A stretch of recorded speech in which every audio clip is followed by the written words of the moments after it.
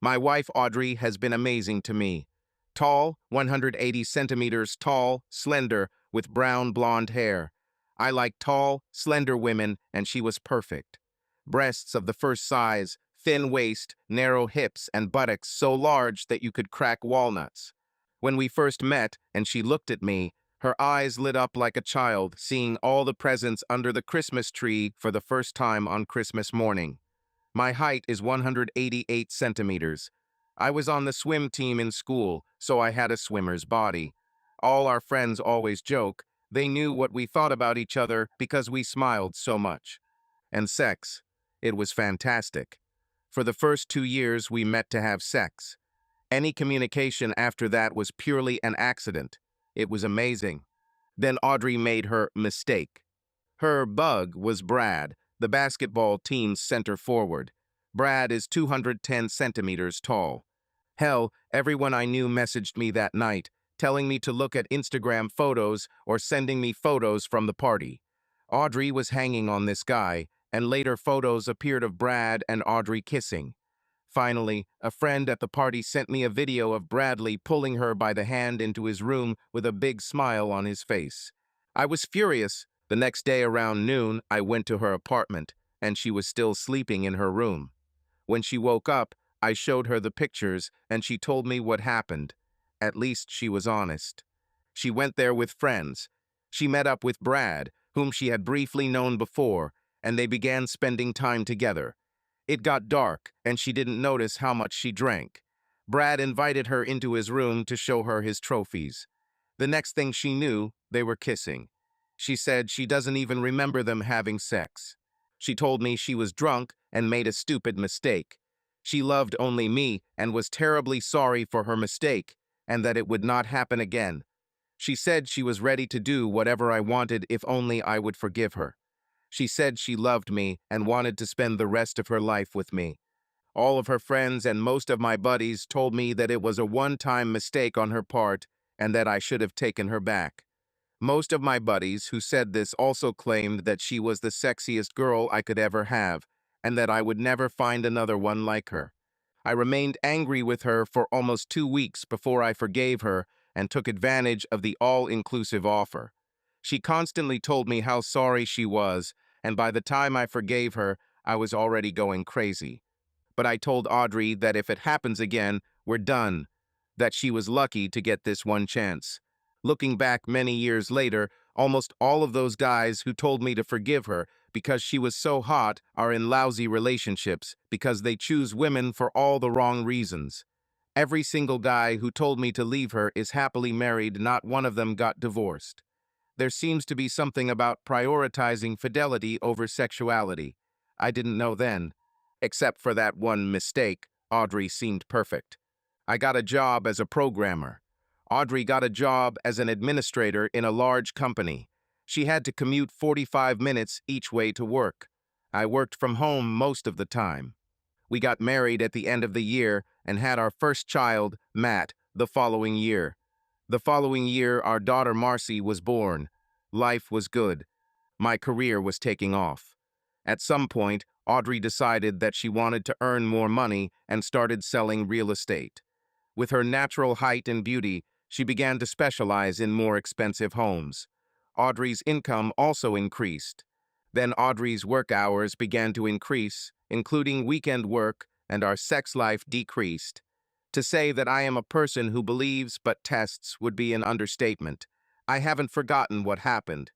Within a week, I installed monitoring software on her smartphone and a voice recorder in her bag. 2 days later, I received tapes of her having sex with some guy named David. According to the GPS on her phone, they were in his apartment, which was located on the other side of the city from her office. My heart was broken. Like a drowning man looking for something to hold on to, I clung to the fact that they never spoke or corresponded about anything affectionate. There is no, "I love you."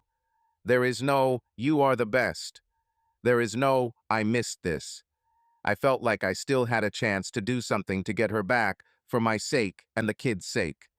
When she returned home, I prepared her favorite dish. The children were dressed especially cute. I paid her a lot of attention. She seemed to enjoy the attention.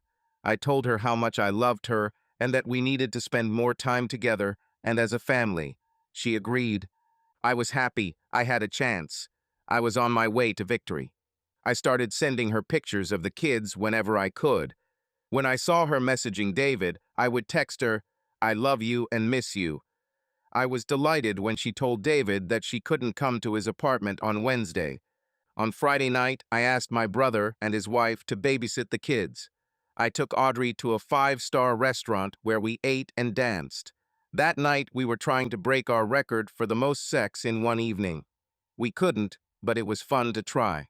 The next day, we picked up the kids, and we all went to the water park together. We spent the entire day having fun in the sun, playing with the kids and enjoying time together. Life was good, and I thought it would work.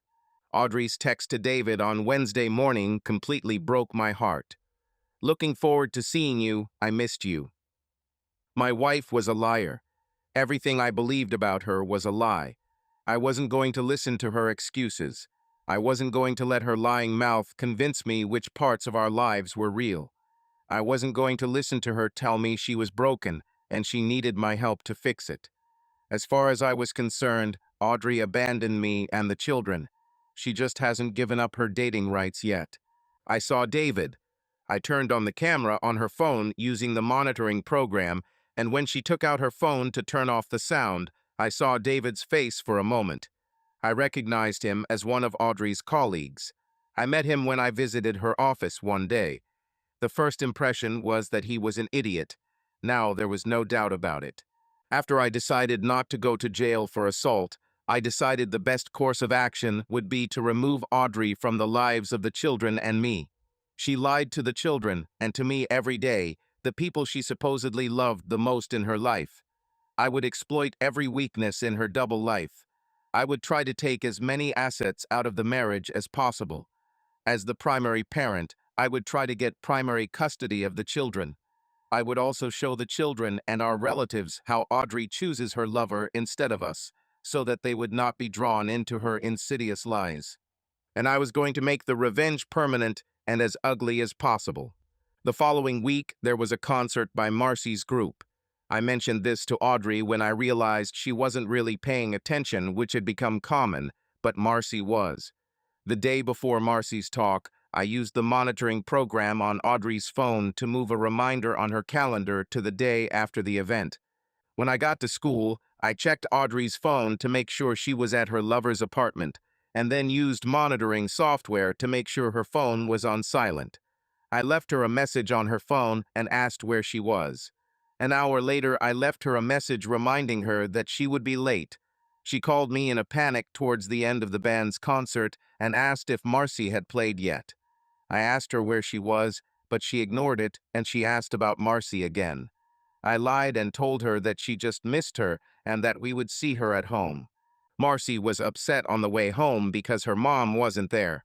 I told her that sometimes adults are busy working to help everyone in the family and it's hard for them to leave.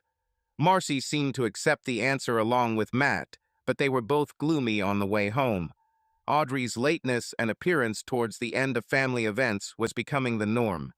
When we got home, Audrey was waiting at the door, still in her work clothes, but for some reason she smelled like she had just taken a shower. She tried to make amends to Marcy with great love. Marcy played the pathetic victim card that children are experts at. A couple of hours later, Marcy finally hugged Audrey tightly and told her mom that she couldn't miss the next concert. I idly wondered if Audrey truly felt remorse for missing her daughter's concert, or if she was simply afraid that missing her daughter's concert might expose her cheating. Then I noticed that Audrey and her lover were meeting alone in the same small restaurant on the outskirts of town. The restaurant was best known for its Scotch eggs. Somehow I got to talking about Scotch eggs with my father-in-law, and he mentioned that he hadn't had a good Scotch egg in years. I mentioned the restaurant. I made a reservation for Wednesday, the day they went to the restaurant most often. I picked up my relatives and took them to a restaurant. Looking at my phone, I saw that Audrey was still in the office. I took the scenic route. Halfway there, Audrey's phone moved towards the restaurant. We finally arrived a couple of minutes after Audrey. As I followed my father-in-law and mother-in-law into the restaurant, I saw Audrey at a table in the back, sitting next to Jerk. I asked quite loudly, "Do you want to sit in a booth or at a table?" From the corner of my eye, I saw Audrey's head shoot up, her eyes widened, and she abruptly moved away from the table, as if she had been shot from a cannon. The idiot had a puzzled look on his face until he saw us at the door. He tried to reduce his size. As we were being seated, Audrey jumped up and came over to us. "Mom and Dad, what are you doing here?" Dad smiled, happy to see Audrey. We heard about their amazing Scotch eggs and decided to give it a try. My father-in-law leaned over to hug Audrey. "Audrey, they're really great. Why don't you join us? My colleague and I are sitting right there." She pointed to a booth in the back corner of the restaurant where Jerk was waving. His face and neck were red. The smile on the parents' faces disappeared. The father-in-law took 2 steps back towards his mother-in-law to take her hand. The mother-in-law stared at the idiot with a missing smile and said in a monotonous voice, "We wouldn't want to disturb your business lunch." Audrey was overly enthusiastic. "No problem, we're just grabbing a quick bite before we head out to show the property." Let's just say it was a busy lunch. After the Jerk shook everyone's hands, Audrey did most of the talking. My mother-in-law looked at her food with a frown the entire time. Father-in-law's smile disappeared as soon as he saw the Jerk, and he just stared at him the entire dinner without saying a word, not a single word. I asked simple questions like, "How long have you worked here?" And "How is a nice guy like you still single?" My favorite. "You know, Audrey has a sister who is also single. Audrey, you should introduce them. If everything works out, we could be related." You could easily see how tense Audrey's smile was. The idiot, after the silence had gone on for too long after my comment, said, "No thanks, I have a girlfriend." I asked, "Is it really someone we know, or is it a secret and you don't want to talk?" Jerk, "She's in a bad relationship and trying to get out of it. I don't feel comfortable telling you who it is." He said this with an obvious grin, looking only at me. I told you he was an asshole. The smirk disappeared when he realized that everyone at the table was looking at him hard, especially Audrey. The food has arrived. The father-in-law and mother-in-law, who usually eat slowly, ate their food quickly. I only ate a few bites of my Scotch egg. Audrey noticed and asked me if the Scotch egg was delicious. I said that I had lost my appetite and stared at her. Audrey's mother waved to the waiter and gave him $100 bill to pay for everyone. Everyone thanked her and she jumped up, saying she needed to go to the toilet. The waiter returned and Audrey's father took the change, stared at the Jerk like he was something smelly he'd accidentally stepped on, and went straight to the restroom without saying a word. I said to Audrey and the Jerk, "Sorry to interrupt your business lunch. I'm sure you have plans to discuss and people to deceive, that is, sell." I got up and started to leave the restaurant. Audrey chased me to my car. "Audrey, it was nice to see you at lunch. We'll discuss this at home. Your parents will be here in a second." By this time, I saw Audrey's mother and father come out of the hallway of toilets, almost running, heading straight for the front door, not even looking in the direction of the Jerk. Audrey, seeing where I was looking, lowered her gaze to the ground and said, "It's probably better this way." My parents came out, hugged Audrey briefly without saying a word, and got into my car. I walked away from Audrey without saying a word. Neither of us said anything the whole way home. When I dropped my in-laws off, I went out to say goodbye as usual. Mom hugged me tightly and told me that she loved me like the son she never had. Dad hugged me sideways and told me to bring the kids. He missed us all. This was the first time he gave me more than just a handshake. Dad had to help Mom up the steps. They looked much older than when I picked them up. It saddened me to realize that Audrey was worth lying to her parents straight to their faces. They have already disowned the other daughter of her in-laws, Karen, Audrey's younger sister. She had 2 failed marriages, both due to infidelity.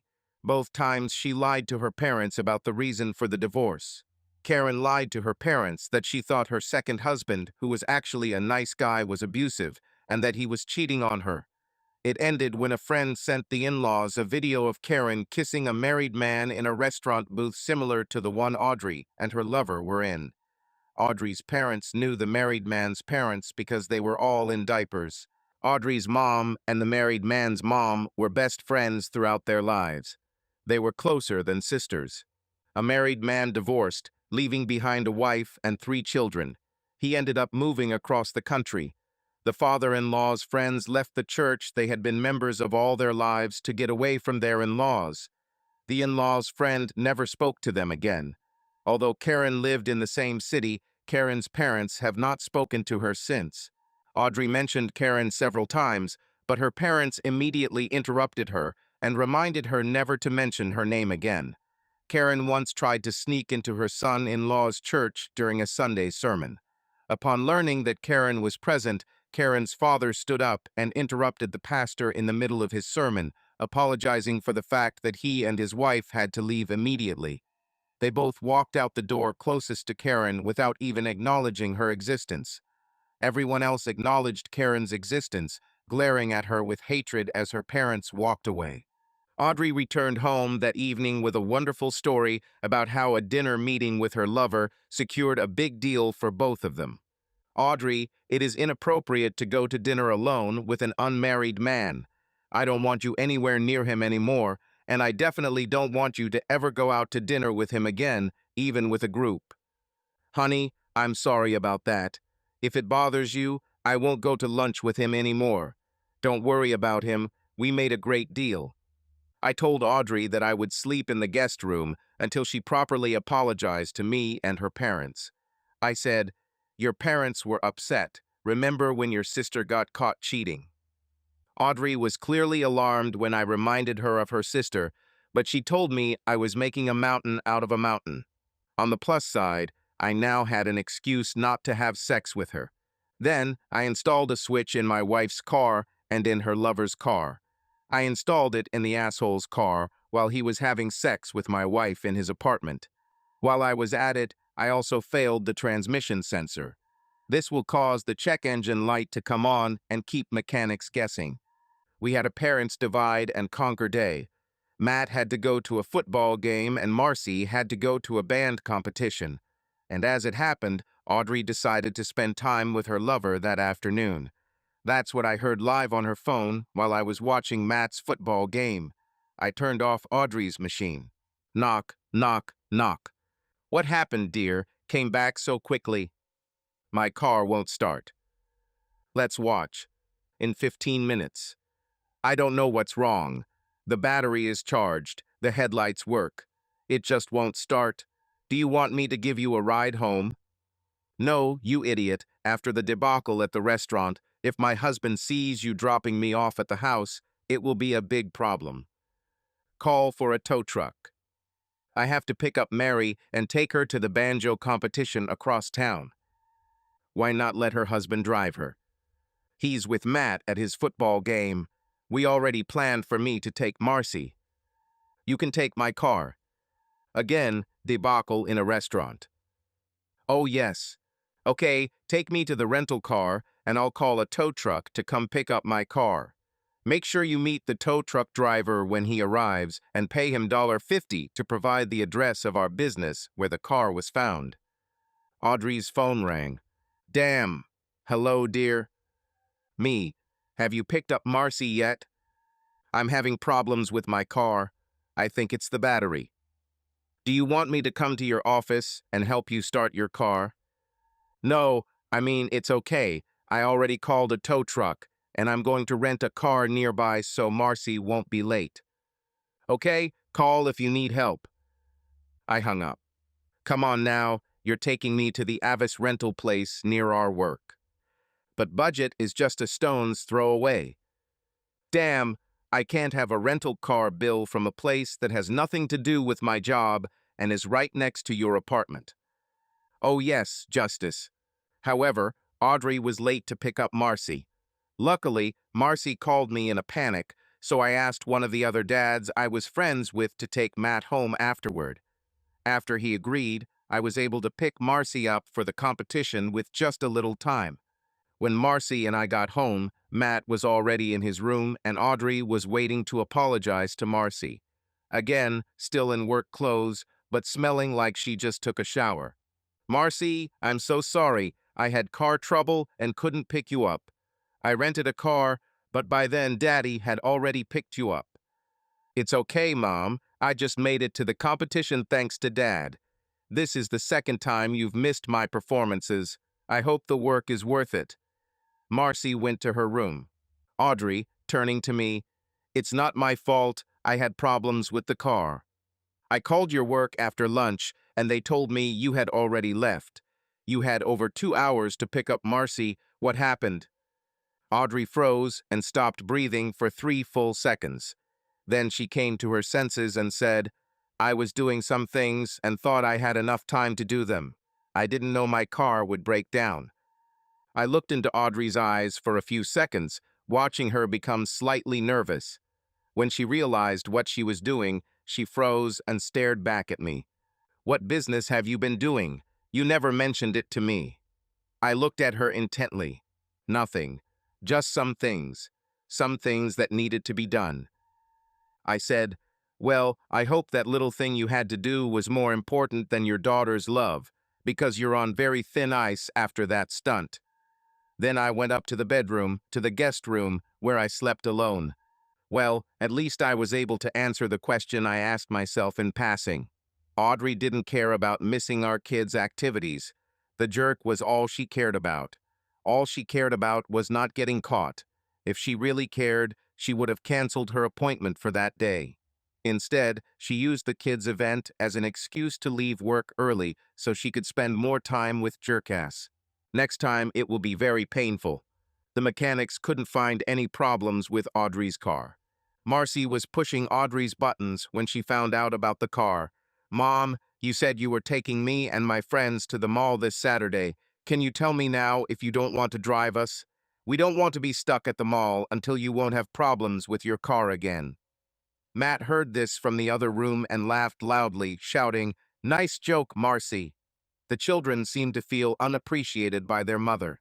Audrey actually dared to complain to me after this and asked me to talk to the children about how they should talk to their mother. I'll think about it, Audrey, while I wait for your apology in the guest room. She didn't like the irony. She just got upset and blamed my isolation in the guest room on my stubbornness. On Saturday, I ended up taking Marcy and her friends to the mall. Audrey said she has work to do. Audrey didn't go to the jerk's apartment or the hotel, but her car spent a couple of hours at the house. I checked and the house was for sale, but who was there with her? When we got home, Marcy thanked me loudly in front of her mother. Marcy emphasized how much she appreciated me taking the time to drive her and her friends around. Marcy then called her friend and ignored Audrey's questions. Audrey looked like she wanted to complain to me, but I started giggling, took my drink, and locked myself in my office. Audrey was still in her work clothes, but she smelled like she had just taken a shower. She had sex in someone's house that she was selling. I hope she at least changed the sheets after this, although I doubt it. Matt's birthday was approaching. We decided to rent 6 lanes at a bowling alley and spend time bowling with his friends and family. It took me a while to find a bowling alley that didn't have league on a Wednesday night. What happiness! When I told Audrey about this, she visibly gulped. Looks like Wednesdays weren't her best day. I told Audrey that I would take both children and a few of their friends. I needed her to pick up the cake and candles from the grocery store. We'd blow out the candles and eat pizza while Matt opened presents. Then we would all go bowling for a couple of hours. The week before Matt's birthday, I had to stop the jerk's car 3 times to keep them from meeting. This week, they decided to meet on Tuesday for lunch, so I had to break his car for good. The idiot had to take her to the workshop.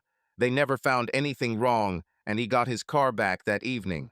I hoped that their pent-up frustration would make Wednesday's meeting possible. I was relieved when I saw Audrey's text on Wednesday morning. Looking forward to seeing you. A little later in the afternoon, her phone's GPS showed her heading towards Jerk's apartment. She had enough time to have fun, grab the cake, and come to the party. It also gave me enough time to pick up Audrey's gift, have fun, pick up the kids, and get to the party. I went and picked up the car I had rented for this special occasion. I needed a car with a big trunk in case Audrey's gift was opened in the car. After making sure Audrey's phone was in the jerk's apartment, I took my bag and Audrey's gift to the jerk's front door. Carefully placing the cage, covered with black cloth, at the front door, I lifted the cage door up, revealing the cage. The front of the cage was now closed only by the jerk's door.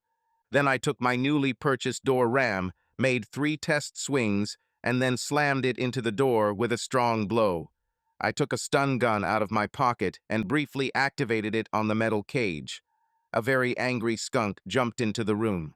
I quickly reached my hand inside and slammed the door shut as the skunk began to rise up to attack me. I quickly went to my rental car. After I left, I connected to the microphone on Audrey's phone. There were shouts and screams. I heard the jerk telling my wife to call the police, so I blocked her phone. She must have thought she had entered the code incorrectly too many times in her panic. It was clear from the sounds that the jerk had to open his bedroom door to get the phone from the living room. The idiot finally got through to the police and said that there was a wild animal in his apartment and he needed help. The police arrived about 15 minutes later. Seeing signs of a break-in, the police entered with guns drawn. The skunk attacked first. I heard both police officers screaming and vomiting before they closed the apartment door. It took several hours for animal control to arrive to calm and capture the skunk. After animal control left, 2 smelly police officers sat across from 2 smelly people, Audrey and Jerkass.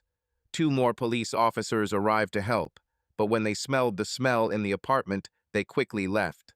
Policeman: who's the owner of this place? Asshole: I am. Who are you? Here's my driver's license. Policeman, looking at Audrey: do you live here? Audrey: no, I'm just visiting. Do you have any documents? Is this really necessary? Listen, lady, I just got attacked by a skunk. Don't play with me. I'm not in the mood. This is my identification. So how do you know him? We work together. What were you doing here? We came to pick up some documents. After some radio communication to confirm Audrey and the jerk's identity, the cop asked, so what was the skunk doing in the apartment? The idiot started to answer, but Audrey interrupted him. It was a birthday present from me. Did you buy an adult skunk as a birthday present for your boyfriend? He's not my boyfriend. Stop lying, lady. Boyfriend, girlfriend, co-worker, whatever. Why did you buy an adult skunk as a birthday present for your boyfriend? Well, I didn't, but I did. I bought a skunk, but he was supposed to be young. He told me he loved skunks and had always wanted one, so I surprised him. He wasn't supposed to be an adult. They brought him to the door, and when he opened the bag, the beast jumped out and attacked him. The policeman, clearly not believing this nonsense, but not wanting to sit and smell the smell, said, the skunk must have been expensive. Well, a little, but not too much. Audrey tried to reduce it. Are you buying expensive pets for all your co-workers without your husband's knowledge, or just for your boyfriend? Audrey didn't answer. Boyfriend, that is. What about the door? Asshole. I accidentally broke it yesterday and didn't have time to fix it. I can only imagine that the officer must have stared at them both for a full minute of silence and then said, okay, I know this is all a lie, but I'm fed up with this smell and I'm getting out of here. The only reason you and your boyfriend leave, it's because you smell worse than me or my partner, and I'm not about to contaminate the back seat of my car with that smell. With these words, I heard them leave, and the door slammed shut. Being broken, it closed loudly. Asshole. What the hell was that? Audrey, always the smart girl, we couldn't tell them that someone broke down your door and threw a skunk into your apartment. Why not? Because then they would have asked my husband what happened. If he did it, he already knows. If he didn't, then they would have to tell him that I was here. Audrey sweetly says, be honest, How many other women do you entertain? No one, with indignation. When was the last time you slept with another woman other than me? About a month ago, with resignation. Audrey louder. Are you serious? How long? About 8 months. Audrey even louder. You've been sleeping with her this whole time. There was another one about 6 months ago, he muttered. Did their husbands find out? What makes you think they were married? Because I know what turns you on. Now answer the question. Yes, both. Did they know it was you? Not sure. Great. Now I'm sure I made the right choice by lying to the police. This is most likely revenge from one of the husbands of your other conquests. One way or another, I'm going to find out if my husband is to blame. Audrey's phone rings. Me. Hey, Audrey, have you taken the cake yet? Damn, I'm stuck at work. I'm leaving now. Audrey, don't let Matt down either. I'm leaving now, don't worry. Audrey hung up. From Audrey's microphone. Audrey, damn, it's Matt's birthday. I need to get some cake. Then I heard Audrey shower, get dressed, and leave the jerk's apartment. When the GPS showed that Audrey was about halfway to the grocery store, I stopped her car. After the fourth attempt to start it, I let it start. It broke down 3 more times on the way to the store. Fortunately, it started every time after stopping. She was very late to Matt's party. When Audrey arrived at the store, I heard her apologize to the candy store staff that she had hit a skunk. They quickly helped her leave. Audrey arrived at the bowling alley at the end of the evening. When Audrey walked up carrying the cake, we all covered our noses and started coughing. After a very short discussion, Matt asked his mom to just come home. After the party, on the way home, Matt asked me why Mom always missed his and Marcy's events. I told him that she does what she thinks is best for the family, and sometimes it's hard to be in 2 places at once. Matt, but you're always there for Marcy and me, and you make a lot more money? Well, I have a more flexible schedule, so it's easier for me to be with my 2 favorite skunks in the whole world. Marcy, it's not funny, Dad. It'll be funny when you tell your friends about this at school tomorrow. Even the birthday cake was so smelly we had to throw it away. Smelly birthday cake. They both thought it was very funny. I was very glad that I slept in the guest room that night. A few days later, I saw Audrey looking into my car and smelling all the upholstery. It was funny watching my wife. She looked like a mouse trying to sniff out cheese. When she returned to the house, I quietly followed her upstairs to the master bedroom. I watched her from around the corner using the video on my phone. I got a good shot of her getting down on all fours and sniffing all over my shoes. I never asked her why the outside of her car didn't smell like a skunk. 2 Saturdays later, I told everyone I needed to go to the hardware store. After asking everyone if they wanted to go with me and receiving negative grumblings in response, I went alone. I headed straight to the jerk's apartment. His car was there, which was a good sign. I knocked on his door. He opened it and asked, "How can I help?" "Actually, I think we can help each other. I'm Audrey's husband. Can I come in?" After his face paled, I pushed past him and sat down at the kitchen table. I invited him to sit at the table with me. I could smell fresh paint and a bit of a skunk smell. All the furniture and carpets looked new. "I know you've been entertaining my wife Audrey for over 6 months now." "Hey man, I don't know what anyone told you, but it's all a lie. We're just friends." "Would it be something if I showed you some photos and video footage of your normal average get-togethers to jog your memory?" "I do not know what you're talking about." "Come on, no bullshit. I know you're sleeping with my wife, and I have proof. I don't care about you. I care about what my wife does. So here's a suggestion. Instead of hiring a private detective to get dirt on my wife having sex with you, I offer to pay you money for it. Do you want me to make a video of me having sex with your wife? It will cost you $2,000. The idiot stared at me for a minute, letting his weak brain absorb what I was offering. He looked at all the new furniture he had just paid for. 2,000 for a video of me having sex with your wife? Are you serious? Yes, I'm serious. 2,000 for a video showing her face and body and the act of penetration.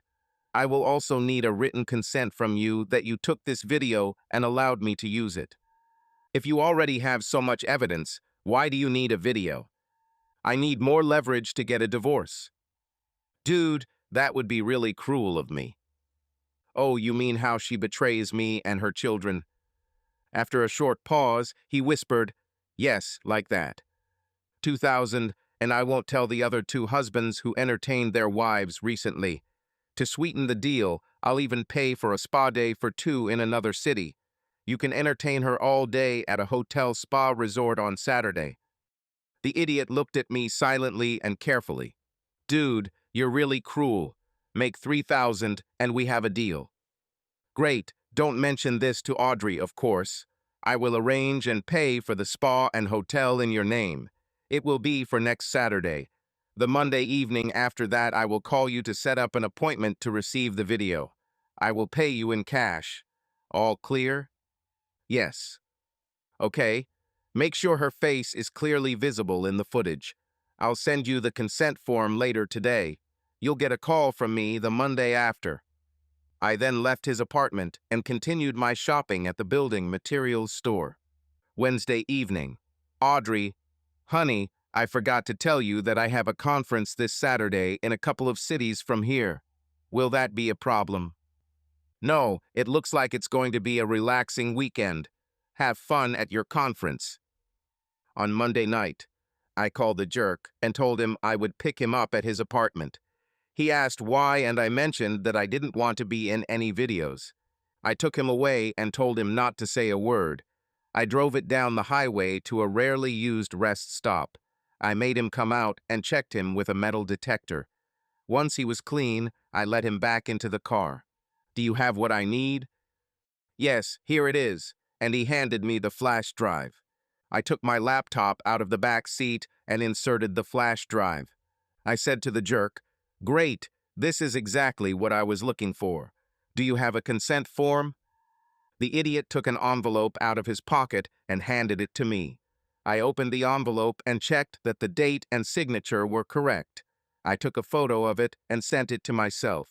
I took an envelope from the side compartment of the door and handed it to the jerk. He counted all the $100 bills twice, smiling from ear to ear. When I dropped him off at his house, he said, if you need another video, let me know. It was the easiest money I ever made. On Tuesday, the first thing I did was tell my brother and his wife what was going on. I showed them a short video as well as some photos from other videos. I also showed them a list of Audrey's dates with the jerk, highlighting in yellow the family events she missed by being with the jerk instead. I then showed the same thing to Audrey's parents.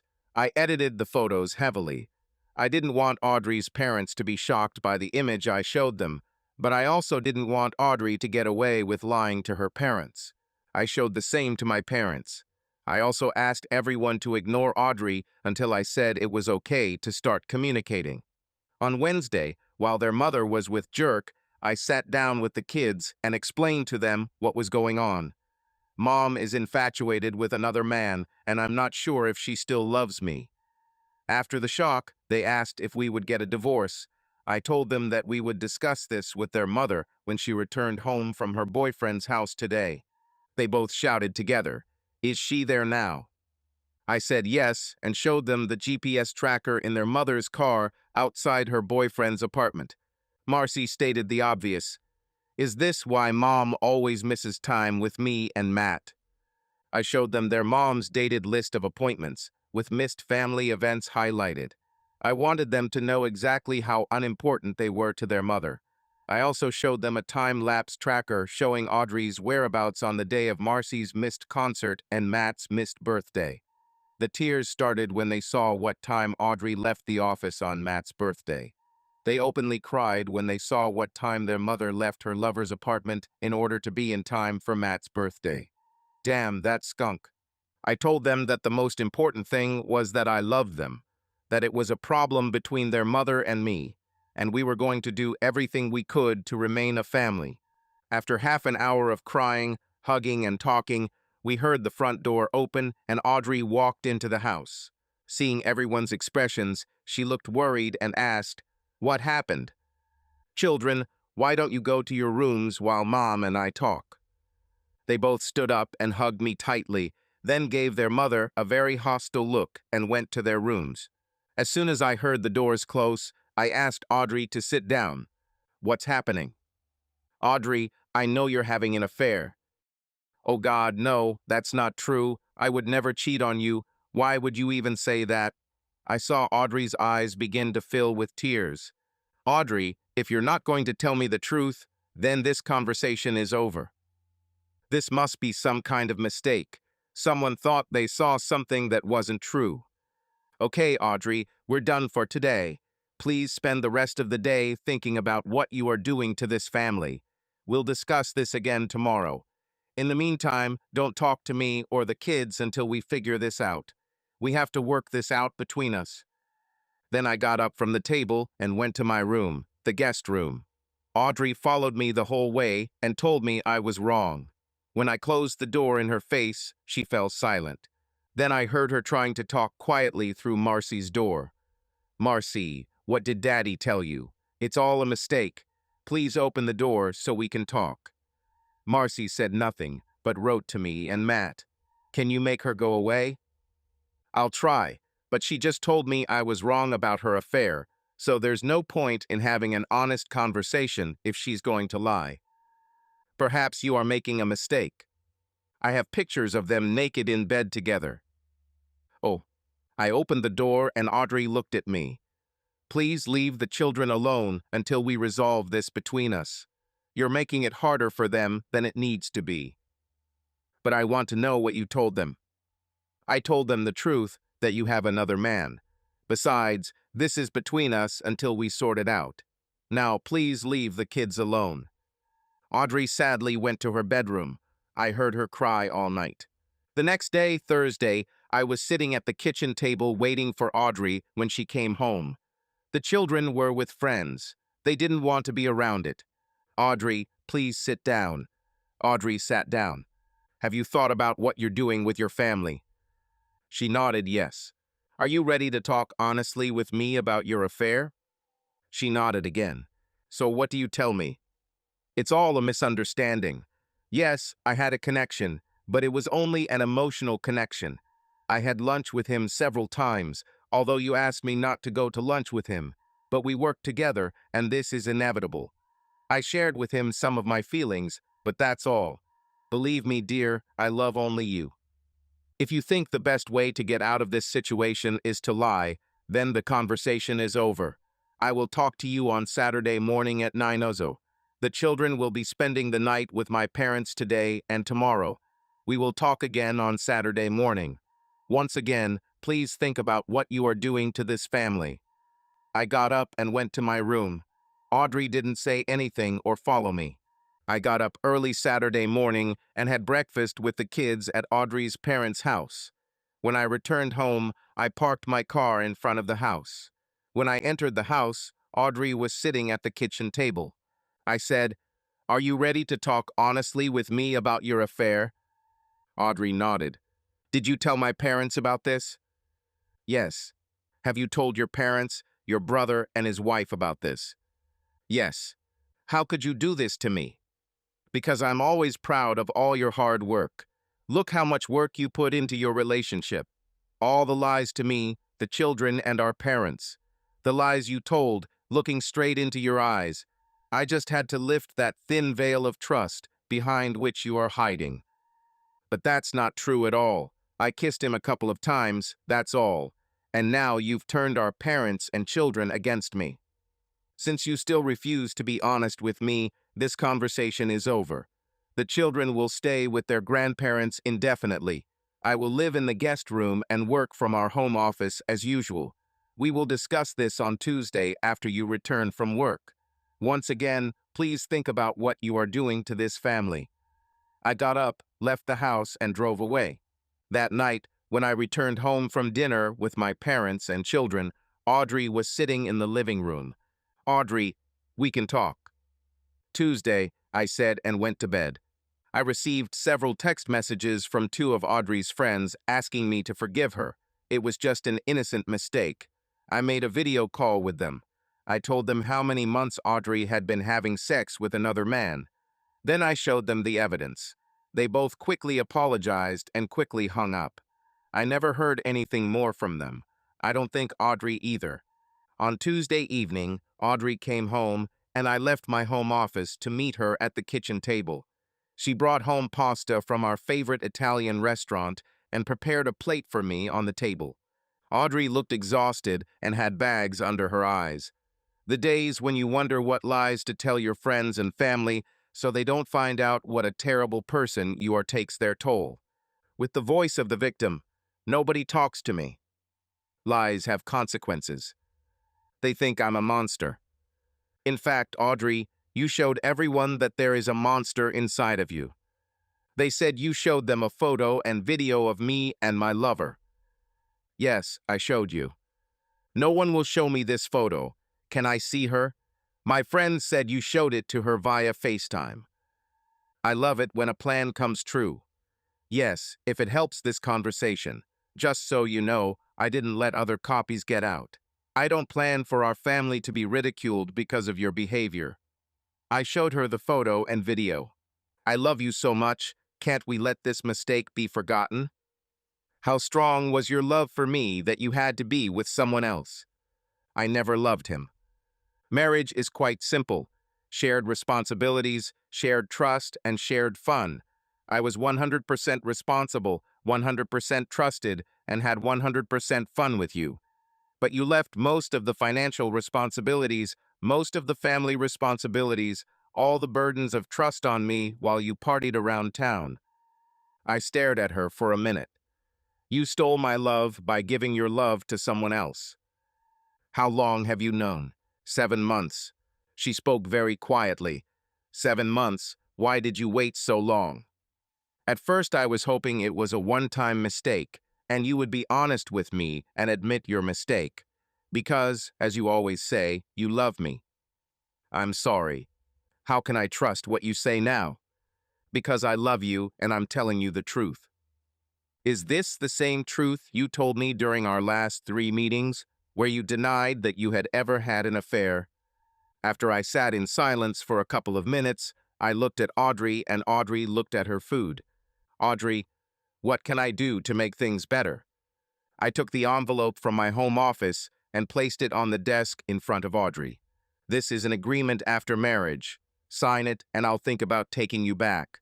Obviously, you, me, and the kids will have to go to therapy to make this work. I don't want to sign a prenuptial agreement. Okay, then we're done. My understanding is that you only want to get back together so you can come out of this marriage better off financially. What will I get if I sign the deed of agreement? If one of us decides to get a divorce, I will get 70% of everything. If I get caught cheating, the ratio will go back to 5,050. If you get caught cheating, I get 85%. In all scenarios, I receive full custody of the children. Have a lawyer look at it and sign it. I will only consider staying in this marriage if I am confident that you are willing to sacrifice something financially. How much time do I have to decide? Until Saturday morning. As I stood up to leave, Audrey said, "Aren't you going to eat? I ordered your favorite food."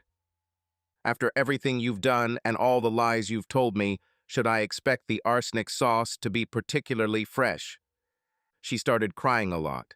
Signed the marriage contract afterwards to regain my trust at least a little. The next day I went to Audrey's office while she was out. I had a meeting with the office manager. It was an elderly lady who had worked there for many years. Her husband was the owner, although he no longer came to the office. From the looks of everyone in the office, Audrey was spreading her lies. "How can I help you today?" She definitely looked at me with an angry look.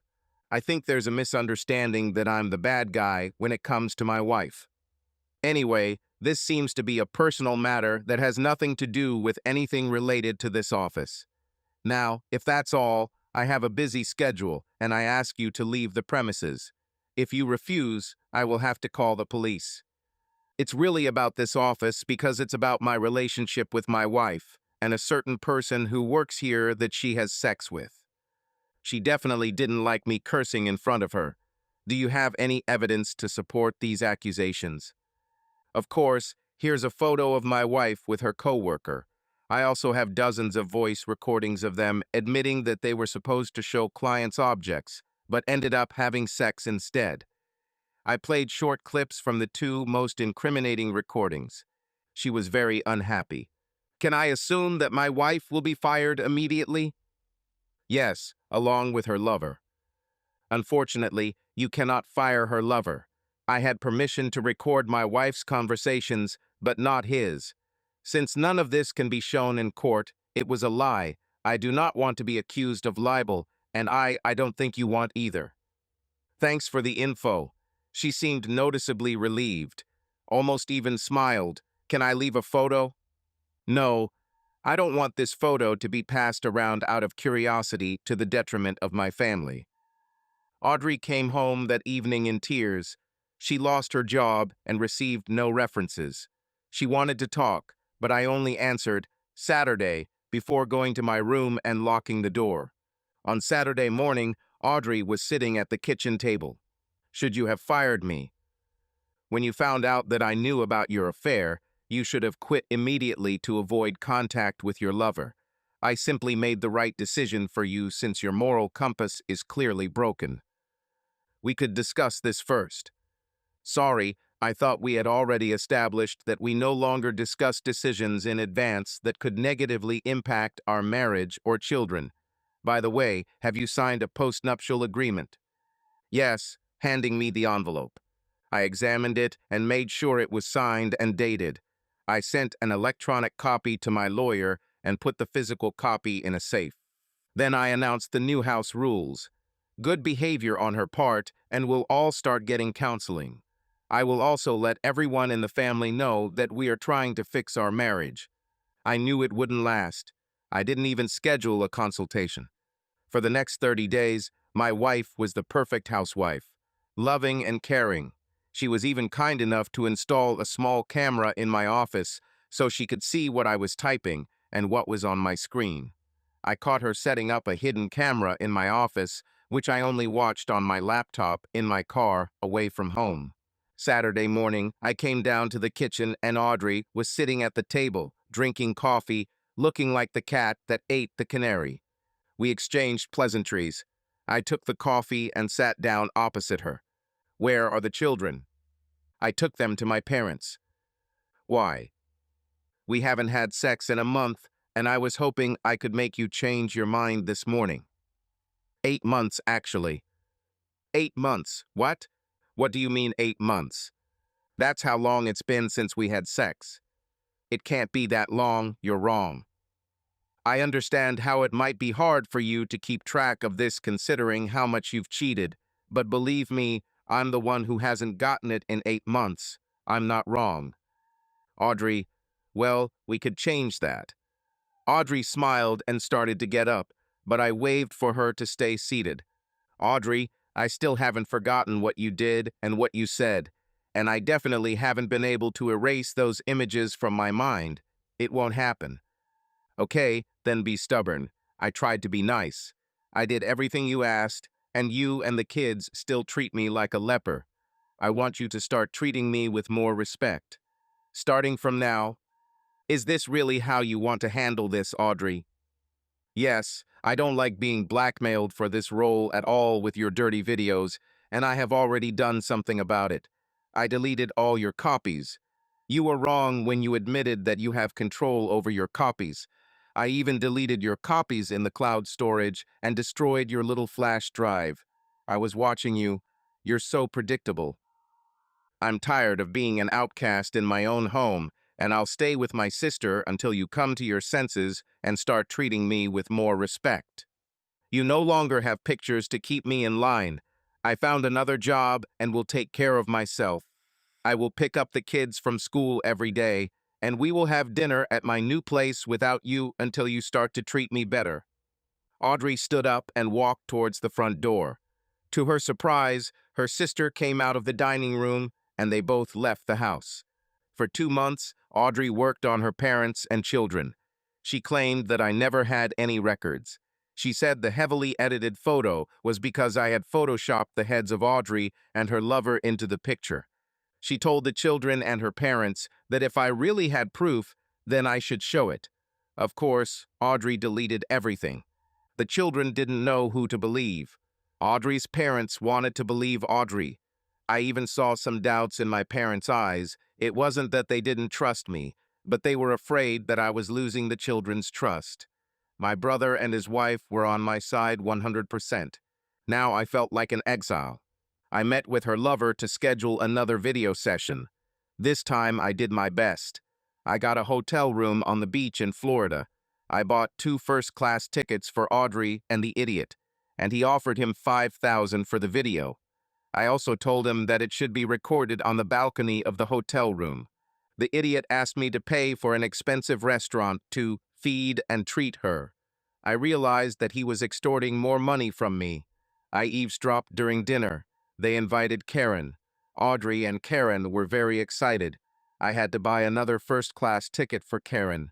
2 weeks later, I was sitting in the car with the jerk, watching the latest video on my laptop. Everything was exactly as I asked. For the next 2 hours, Audrey was completely blocked. When I finished watching the video, I said to Jerk, "Great job." I encrypted the video and uploaded it to the cloud. I also encrypted the copies on the flash drive before putting it in my pocket. I closed my laptop and put it in my briefcase in the back seat. Then I pulled out of the roadside parking lot. The idiot asked for his money, but I told him I had some questions. "Did you approach my wife first?" "Not really, it just kind of happened. You know, working together and everything." "Who was the first to talk about sex?" "Actually, she is." By this time, I had turned onto the 2-lane road, and we were heading back into town. "I wonder how many women you've seduced in town." "Well, I've only been in town a couple of years, but I've been with 7 women." "Really? Who are they?" "I can't tell you, it wouldn't be fair." "I'll give you another 1,000. Make 2, and we'll have a deal. If you tell me where and approximately when, we'll have a deal." He listed all 7. Office manager, 2 more women from the office, and 4 women from a couple of gyms where he worked out. Everyone was married. I turned off the recorder in my pocket. I told him, "Wow, this is crazy. Do you want to see something even crazier?" I pressed the gas pedal hard. The car suddenly accelerated to 70 miles per hour. The idiot said, "Hey man, what are you doing? I don't need to see anything crazy." I replied, "Sorry, that wasn't the craziest part. Here it is." I directed the car into the trees along the road and braked sharply. We were lucky and hit a tree at less than 40 mph. Both of our seat belts were fastened and the airbags deployed, which saved us. But it still hurts a lot. I came to my senses first. The passenger next to me showed no signs of life. I called the police to report the accident. Police later concluded it was an accident. As expected, they confiscated my laptop and flash drive as evidence. After being examined at the hospital, I went home. I was sick for a week. Audrey found out about my accident.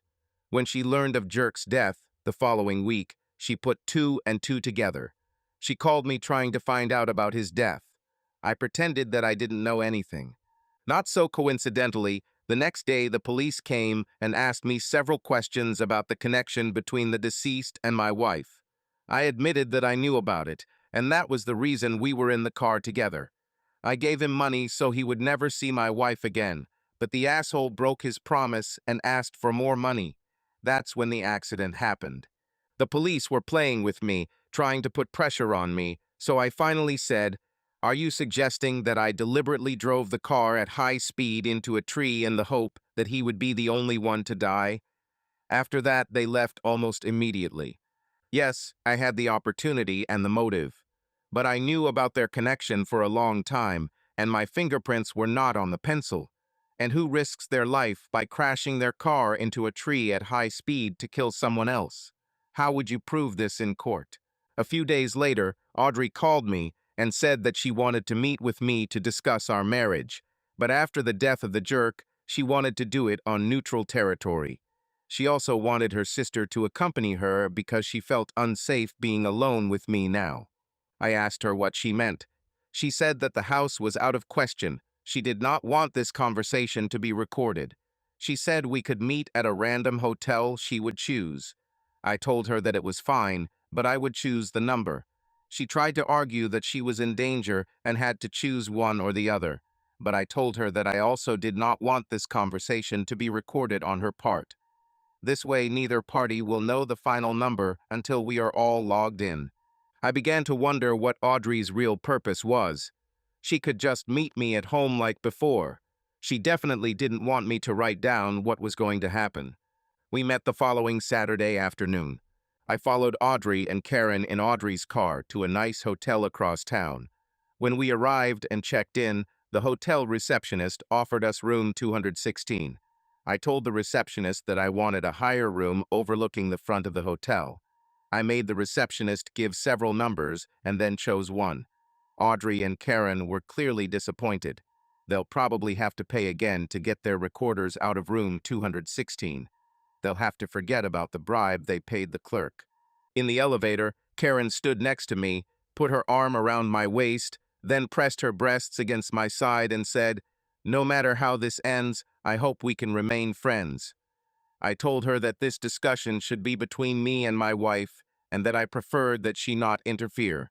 I was probably the only guy or girl that Karen openly flirted with over the years that she didn't sleep with. Audrey usually didn't trust her sister around me and openly told Karen to stay away from me. Apparently something has changed. I didn't complain. The hotel room was standard. There was an office desk and chair in the corner, a chest of drawers along the long wall, and a queen-size bed in the other corner. Audrey asked, "What now?" I smiled and said, "Take off your clothes, completely naked. I don't trust you, and you don't trust me." Audrey looked at Karen. "That's my sister. I don't want you to see her naked." Come on. She doesn't have anything that almost every person in this town hasn't already seen. Karen stuck her tongue out at me. She had a piercing in the middle of her tongue. Okay, Audrey gave in too easily. Get completely naked worked. Now I know another one of her goals. Luckily, I came prepared. Audrey and Karen began to undress. I quickly undressed and neatly folded my clothes on the work table. With my back to Audrey and Karen and between them and my clothes, I pulled a pen from my pants pocket and placed it behind my clothes on the table. It matched the other hotel pen lying on the table exactly, including the name of the hotel. When Audrey suggested the hotel plan, I spent the next day visiting every hotel and motel to get a free pen at every front desk. When we arrived at this hotel, I took out a pen from my collection and placed the camera in it. I hollowed out each handle a little to fit the camera. They didn't look any different, but the camera grip was much heavier than a cheap plastic grip should have been. I took my clothes, went to the bathroom, and put them there. I didn't lose sight of the two women undressing or the hand. Taking a towel, I then walked back naked to the table and sat down on the chair. Audrey and Karen were sitting on the bed, their clothes lying next to them. Okay, now that we got that out of the way, let's start with the small stuff. I tried not to look at Karen's attractive body. "Audrey, don't be like that. I was hoping we could have a serious conversation." In a few minutes, we will know who correctly assessed what this conversation will be about. Audrey, in her sweetest voice, "I love you, darling." "Yes, like your favorite pair of shoes." "You know that's not true. I really love you." "Yes, as long as your credit card works." Audrey's voice rose in pitch. "Don't be so sullen. Our marriage is strong enough to handle this." "Strong? You used all of our strength to repeatedly stab me in the back with a knife, and you want me to give you the knife back and turn my back on you again. Don't be so melodramatic. It was a mistake." "Yes, a mistake that will end in divorce." "Darling, don't be like that. It was just a little mistake." "It wasn't a small mistake. It was an evil, evil plan to put the puppies in a bag with a rock and throw them into the river to drown. With my best falsetto, "Oh, I'm sorry, I didn't know it would kill them when I threw it in the river. Honey, I'm sorry I lied to you, but it was only because I was ashamed of what I did. I stopped lying when you confronted me with the facts, and I realized what a huge mistake I had made." "Oh, you mean the first time I told you I knew and you said, there must be some mistake. Someone saw something that wasn't true lies? Or the second time when you said, it's all a misunderstanding? Yes, I had a connection, but it was only an emotional connection.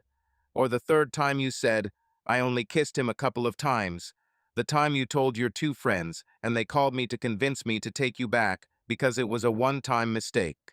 I think you decided to be honest when I showed you the photo. I think you decided to stop lying about your affair when you realized it wouldn't work anymore. But that won't stop you from lying about other things, will it?" Karen, noticing her sister's subdued reaction to my words, said, "We don't want anyone to go overboard and say something they'll regret later." Looking at Karen in surprise, I said, "Going too far?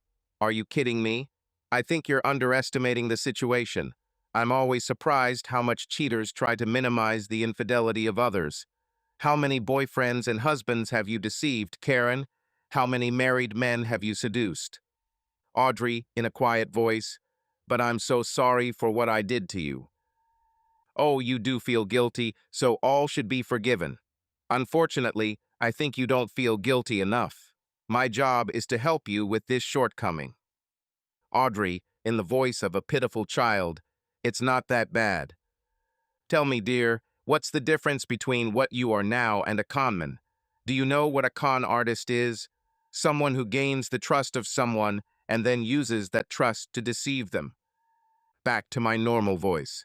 Audrey replied, "I didn't deceive you. Marriage is a contract of fidelity and trust. You cheated on me and lied to me. How is this not cheating? I kept my end of the deal." With a little more force in her voice, she said, "It was only sex. That's why you kept it from me all this time. It was just sex, and you knew I might get a little upset about it. Like that time you forgot to buy me orange juice at the store." Louder and with an accusing tone, she said, "Forcing me to sign this postnuptial agreement was unfair." "Unfair? If I get a traffic ticket, I pay the fine. If I don't pay my taxes, they confiscate my money. If I drink too much and hang out on the street, they take me to jail for the night. Cheaters cheat, so what? Nothing. If life were fair, marriage licenses would be contracts where cheaters would immediately lose 75% of assets in a divorce and the basic right to raise children. And unmarried cheaters, like the jerk, would get maximum sentences given that they are just parasites in society, feeding on other people's happiness." I said loudly, "Marriage is about raising a family and being faithful to one person. Otherwise, what's the point of getting married?" Audrey looked at me, unable to answer. "Audrey, do you know how many marriages that started with infidelity last more than a few years? 5%. That's also the percentage of open marriages. Was it your plan, Audrey, to divorce me, marry your lover, and have an open marriage? We'll probably never know, right? He's dead." Audrey's face distorted, and an evil glint appeared in her eyes. "Okay, screw you. I've removed all your evidence, so you no longer have anything to keep me in line. We both suffered, and now my parents and our children don't know who to believe. Was it worth it? Was it worth destroying your marriage?" Loudly, pointing a finger either at himself or at Audrey, "I didn't destroy this marriage. You destroyed this marriage. I'm just stating the time of death." My answer definitely shocked Audrey. She still thought that the problems in our marriage were my fault for catching her and being so unreasonable. Audrey very angrily, "Well, maybe I wouldn't have slept with someone else if you paid more attention to me." "Why should I? You didn't pay any attention to me." This answer seemed to knock the wind out of Audrey. We both sat for a minute, looking at each other in silence. We both seemed to calm down a little. "Did you kill him?" With my hand to the camera in the pen, I smiled widely and replied, "It was an accident." "How could you do such a thing?" Audrey tried to get me to express an emotional apology for the death of the jerk or a moral justification for my actions. But I didn't. Any one of them could be considered an admission of guilt. That's why I was silent. Audrey's eyes began to fill with tears. He was a good guy. Allowing my anger to seep into my voice, I said, "Oh, you mean those nice guys who seduce other people's wives?" Audrey in tears, "But you still love me, I know that." Correction, I loved you. True love is a privilege that most people never experience, even if they are married. You had that from me for a moment in your life. All I got in return was your wedding wish, your desire for a husband, your desire for my money, your desire for my fidelity. You threw away love for something as vulgar as passion because you never knew what real love is. Millions of men will desire you for the sake of passion, but no one will. I truly love you the way I loved you after you did this to your family and to me. Tears streamed down Audrey's face. This definitely didn't go the way Audrey had planned. But I have to admit that Audrey quickly recovered and went back to her plan. The look in her eyes changed. Her mind was spinning. The main plans have failed. It's time to move on to the next attack. Audrey straightened up, wiped her eyes, and looked me straight in the eyes, saying, "I want a drink. Anyone else needs something to drink? I'm going to go down to the bar and get a drink, and then I'll come back and hopefully we can talk about it. Like adults." Audrey then stood up, went into the bathroom, got dressed, and left the room.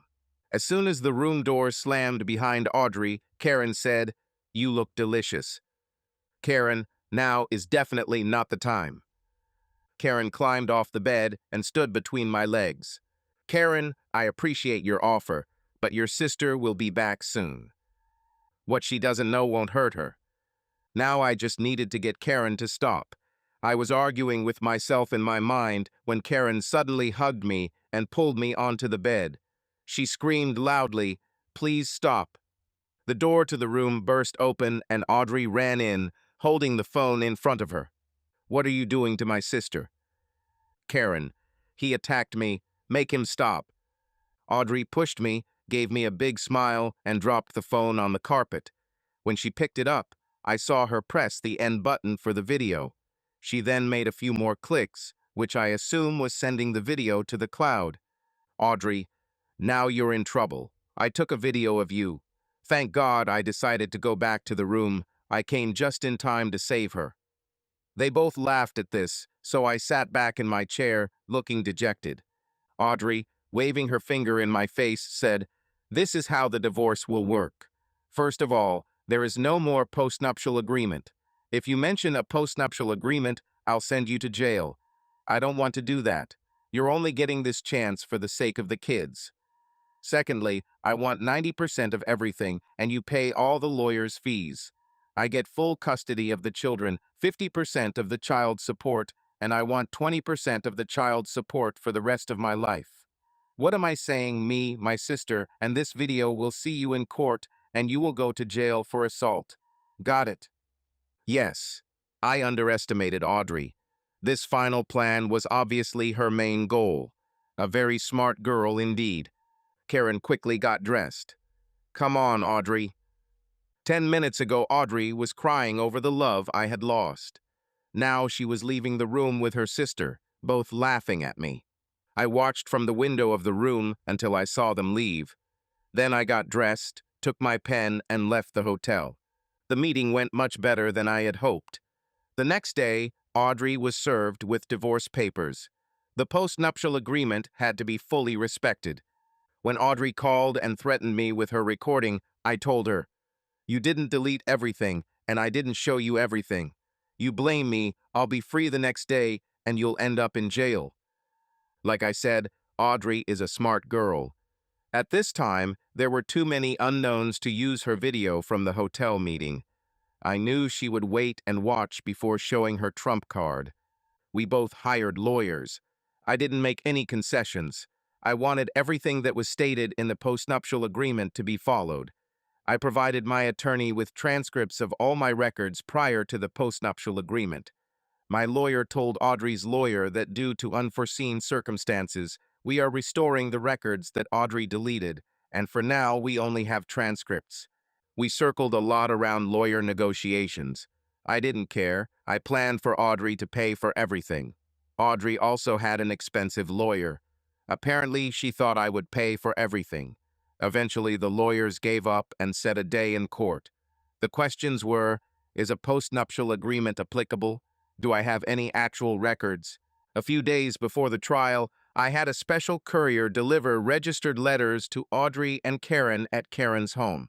The letter was a forgery, but an excellent forgery. It came from the Centers for Disease Control, which told Audrey and Karen that shortly before his death, her then lover had come into contact with someone who had AIDS, and that test results confirmed that he had contracted the disease. They informed my wife that she should see a doctor immediately and that a representative from the Centers for Disease Control would contact her to obtain a list of all of her sexual partners in the past 12 months. It also stated in no uncertain terms that she should not have sex for the next 12 months until it was determined that she had not contracted the disease. On the day of the trial, the judge was not pleased with either of us. Audrey protested her innocence and that she had not violated the prenuptial agreement. In fact, she stated that the marriage contract was signed under duress. She had never committed adultery, but she was so afraid of losing her children and husband that she signed the agreement without even reading it or seeking advice. She was afraid of the transcripts, believing they might be admissible in court. In other words, I deceived her. She cried very convincingly while her lawyer spoke. I, on the other hand, stated that the postnuptial agreement was created because she was an adulteress. She only signed it under pressure from the divorce. She violated the marriage agreement. She was an unfit mother, and the postnuptial agreement was fair. Judge, what evidence do you have that she committed adultery? My lawyer prepared video and voice recordings to support the transcripts we had previously prepared. Judge, why are you producing videos and voice recordings now? We were able to obtain video and voice recordings only after a very long process. We had the original transcripts, but Audrey deleted the original transcripts. The process, as you know, to recover data using a certified process is very time-consuming. We just got the evidence here in the courthouse. Did Audrey delete the posts? Yes, Your Honor.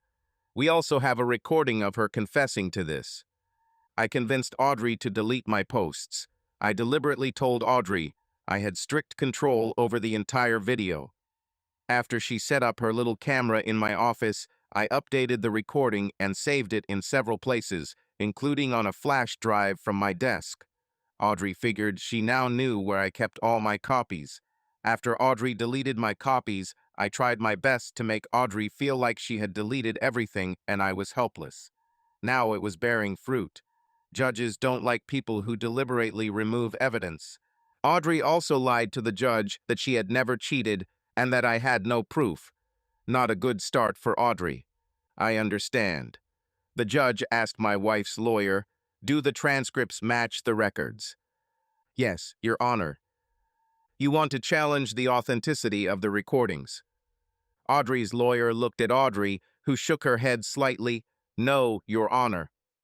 This therefore answers the question of the validity of existence after marriage and nullifies any reason for compulsion to sign a contract. But I noticed that all these notes were made before the contract was signed. None of this constitutes evidence of adultery after marriage. Yes, Your Honor. Here is the transcript of the final video and the video itself, which proves Audrey's infidelity after signing the prenuptial agreement. Why is this also being done now? Until recently, this evidence was in police custody and has not yet been returned to my client. It was part of an accidental death investigation. We weren't 100% sure the video still existed. The judge asked Audrey's lawyer, have you had a chance to view the video? Yes, Your Honor, but we believe the video is inappropriate because there is no consent form, and if the video is allowed, there is no evidence that the video was not recorded before the prenuptial agreement was signed. My lawyer.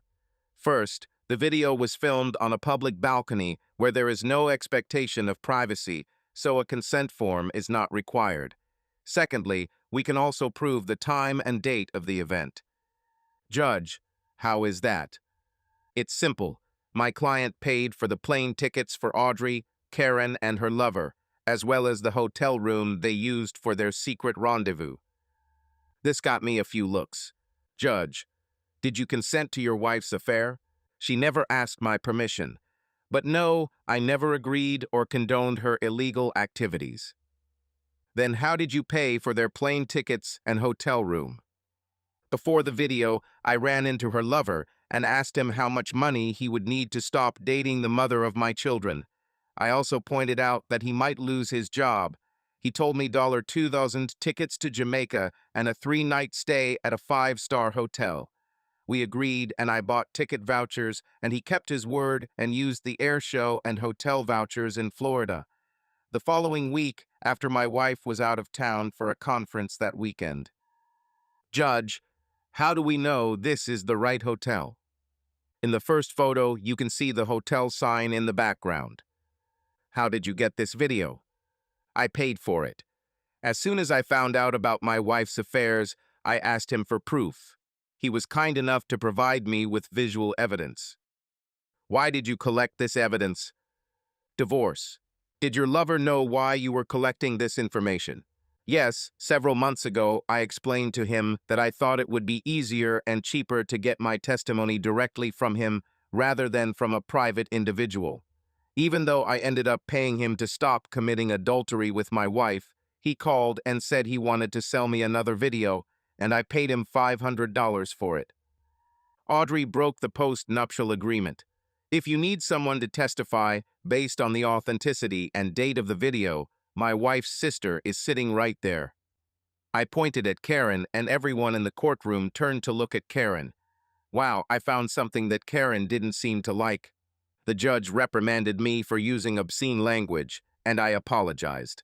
The judge then asked, "Is that all you got from your wife's lover that night?" Looking directly into Audrey's eyes, this is all that happened from that night, but he provided me with most of the records you have today. He's been doing this for months now. Including hotel and airfare, I paid him about $3,000. Audrey looked like her head was going to explode. My testimony about her lover made her look like a complete idiot. My testimony led her to believe that almost the entire time she was having fun with him, he was recording their sex and conversations in order to make money by selling them to her husband for her divorce. For a measly $3,000, Audrey would pay him 10 times more not to make the video. Even though she was angry, I could see the wheels turning in Audrey's head. That must be all the videos he has. I was too wary of him to write anything down about our recent meeting at the hotel. If he had anything else, he would have produced it already. When I finished speaking, I saw Audrey make a hasty decision. Audrey began to whisper in her lawyer's ear. Her lawyer asked for a short break. As we were approaching lunch, the judge allowed it. When we returned, Audrey's lawyer stated that he had just received a video that showed me committing a terrible crime, and it reflected on my character. It would also show that I had committed adultery, which was enforceable in the postnatal period.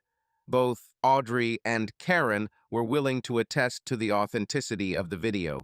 The judge asked Audrey and Karen to verbally confirm the authenticity of the video. Audrey then explained, "Up until this point, my sister, and I didn't want to put the father of my children in jail. But now that I understand how manipulative he is, I have to do the right thing." They showed the video to Audrey. He started showing the hotel door, and someone was screaming, "Please stop." Audrey then burst into the room, showing me on top of Karen, and Audrey screamed, "What are you doing to my sister?" And then Karen screamed, "He attacked me, make him stop." Audrey then grabs her sister. Her phone falls onto the carpet, and the video ends. "What happened then?" asked the judge. "I locked myself in the bathroom and told my husband that if he didn't leave the room in 2 minutes, I would call the police. I also told him that I had already uploaded the video to the cloud, so he couldn't delete it." "And he left?" "Yes. Now I had big problems. I looked back and saw Audrey's father and mother, who were looking at me with suspicion. Luckily, my parents were at home with the children. I felt sorry for Audrey's parents. The judge looks at me. Well, what can you say in your defense? My lawyer, we have a video to refute it. Let's see it. Audrey's lawyer jumped out of his seat and tried to discredit the video before it was shown. Judge, so let me get this straight. You can present your surprise video of the hotel meeting, but we are not allowed to see their surprise rebuttal video of the same hotel meeting. Is that what you're trying to say? The judge even grinned. Audrey's lawyer sat down quietly. Audrey had already turned noticeably pale. I could hear her thoughts as if they were written on her forehead. Crap, this must be a recording from the bathroom. I even put one of my recorders under the bathroom door, and all I could hear was a few mumbled words through that fucking towel he put under the door. The video started with us discussing stripping because of recording devices. The video ended with Audrey and Karen walking out the door laughing. For a few moments, when I mentioned in the video that our justice system does not support marriage, the judge looked at me sadly. The look in his eyes told me that he was also a victim of his wife's infidelity. Was he acknowledging the sorry state of our justice system regarding the honoring of marriage vows, or perhaps both? As the video played, Audrey accused me of killing her lover. Audrey became agitated and began whispering something in her lawyer's ear. Finally, her lawyer looked at her and shook his head. No. Before we presented the video, my lawyer also confirmed that I did not incriminate myself with any of my statements in the video. Audrey's lawyer was telling Audrey that nothing I said was an admission of guilt. This answer must have been killing Audrey. I know her first goal was too sweet to convince me to forgive her. Her second goal in the meeting was to trick me into testifying regarding Dusha's death. And Audrey's master plan, the fake attack on Karen, was now backfiring on Audrey. It was sad that Audrey seemed to think she could outsmart me. She seemed to think that her novel proved that she was smarter than me. But she didn't outsmart me. I trusted her. She hid her affair behind the trust I placed in her. Now that trust has disappeared. Karen tried to sneak away when the video showed her suddenly wrapping her arms around me and pulling me onto the bed. The bailiff grabbed her and sat her back down. I was wrong. Audrey was truly ashamed.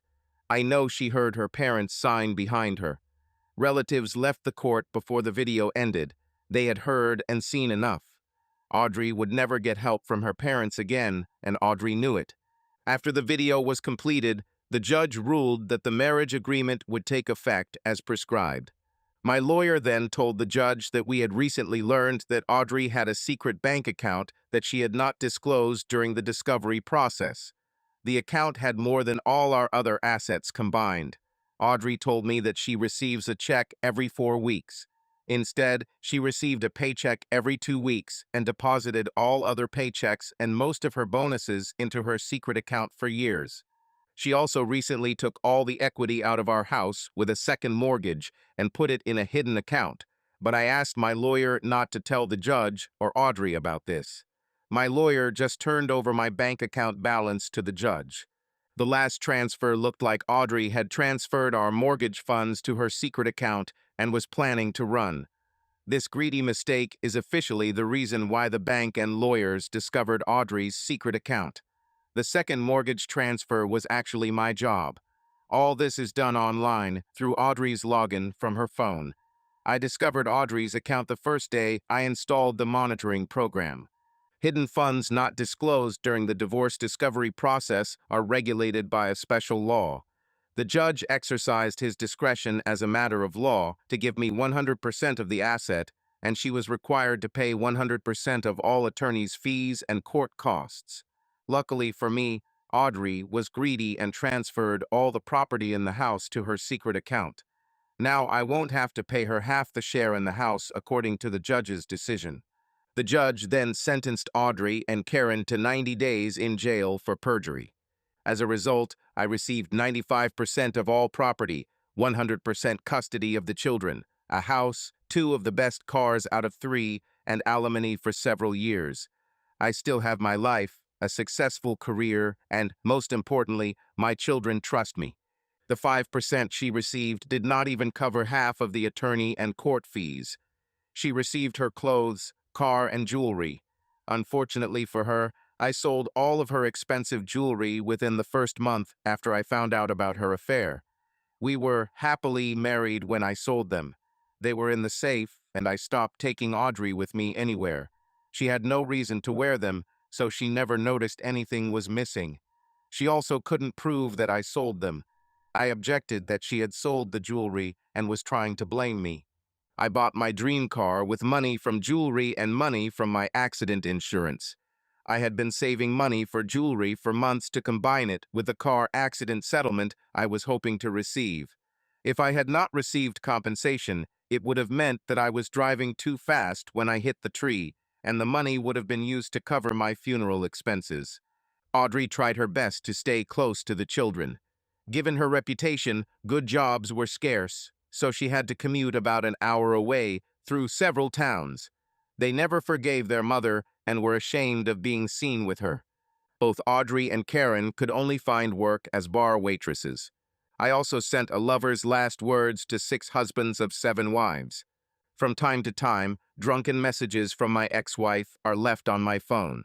On rare occasions, voicemails and videos are accompanied by Audrey saying she wishes I was dead, accusing me that her life is my fault, or that someday she will take revenge on me. However, usually the messages and videos are accompanied by Audrey crying, telling me that I am the love of her life, begging for my forgiveness, and hoping that someday we can be together again. I save every video and message in case Audrey ever decides to try to come back into our children's lives. I admit that my wife never truly loved me the way I loved her. She never knew and will never know what true love is. For her, life is measured by how much you take, not how much you give. You didn't think the end would be my ex-wife accepting her fate, did you? I have a restraining order against her and her crazy sister. I think they may still have some animosity towards me. Subscribe to our channel so that your love doesn't cheat on you, and go ahead and listen to the next story, because this story is nothing compared to the next one. If you're under 18, don't even think click to the next one.